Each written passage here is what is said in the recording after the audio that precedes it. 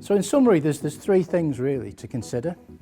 And the first thing is the infrastructure. So that connectivity, have you got the capability of connecting to the Internet of Things from machine to machine or office environment to the shop floor or into the supply chain? So that could be a first step.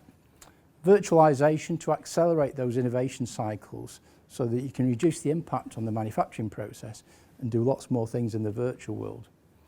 And then hybrid skills, we need that combination of skills, the IT skills, the gaming skills and the engineering skills in one individual.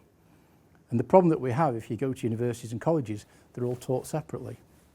And the other challenge you'll find is a lot of these youngsters that think they can get a job in the gaming industry, you'll find that there aren't enough jobs to go around for everybody, but we could use those skills in engineering, and they're not aware of that. So that's a bit of an educational process. So I'm working with the City of Liverpool College, bringing together all those students working on one common project to develop a digital twin. So we've got a results ceremony coming up in the next few weeks to see what the output from that is. So that's just a personal sort of challenge that I've set myself. And I think if that works, we could potentially put it back into the national curriculum, you know, bringing those different skills together. Why do we need to do this? Well, mass customisation, potentially batch sizes of one, such you increase the value of your product, which increases productivity. Shorter time to market, and the vision there is to get to zero physical prototyping.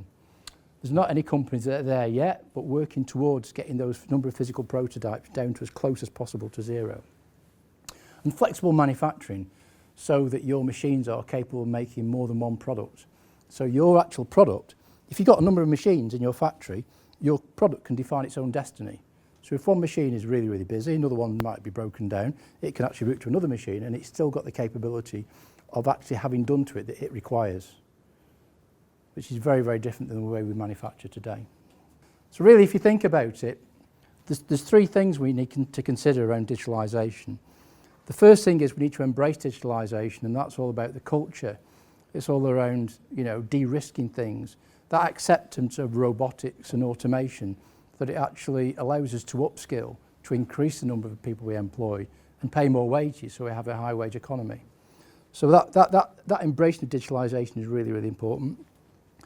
The second thing is we need to consider investment in digitalisation, and this is quite a challenge for those managing directors and those purchasing managers as to where to make the right investments. So that's also about working with those organisations that can de-risk those investments, such that you spend the money in the right way with the right level of return on investment. And then the third thing really is we need to be leading the fourth industrial revolution as we did the first. Thank you.